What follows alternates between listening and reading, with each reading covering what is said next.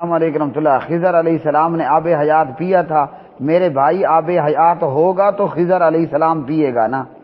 یہ آب حیات گڑنتو ہے، یہ جناب صرف ڈراموں میں اور جھوٹے قصے کہانیوں میں ہے کہ آب حیات جو پی لیتا ہے وہ مرتا نہیں ہے۔ قرآن کیا کہتا ہے؟ اعوذ باللہ من الشیطان الرجیم، کل من علیہا فان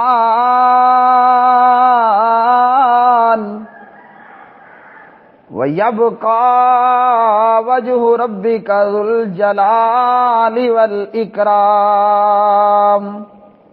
قرآن کیا کہتا ہے؟ كُلُّ شَيْءٍ هَالِكٌ إِلَّا وَجْهَهُ۔ قرآن کیا کہتا ہے؟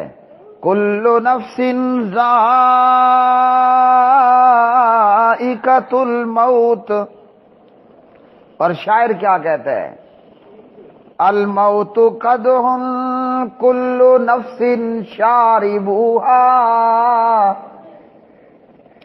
الموت قدح کل نفس شاربوہا،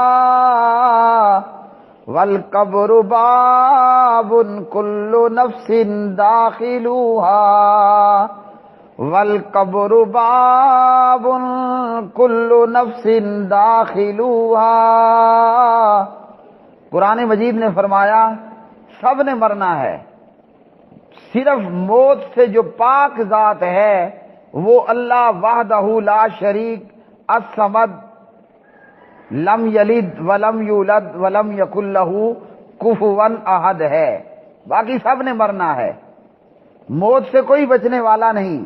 شاعر نے کہا کہ موت ایک ایسا پیالہ ہے، موت ایک ایسا کٹورا، ایسا جام، ایک ایسا برتن، موت ایک ایسا پیالہ ہے جو ہر ایک کو پینا ہے، ایون کہ ملک الموت کو بھی موت کا پیالہ پینا ہے، ایون کہ جو سور اپنے ہاتھ میں لے کر بیٹھے ہوئے ہے، وہ فرشتہ جو سور یعنی پھونکنے والا بڑا وہ اپنے ہاتھ میں لے کر بیٹھا ہے، اسے بھی موت کا پیالہ پی کے رہنا ہے۔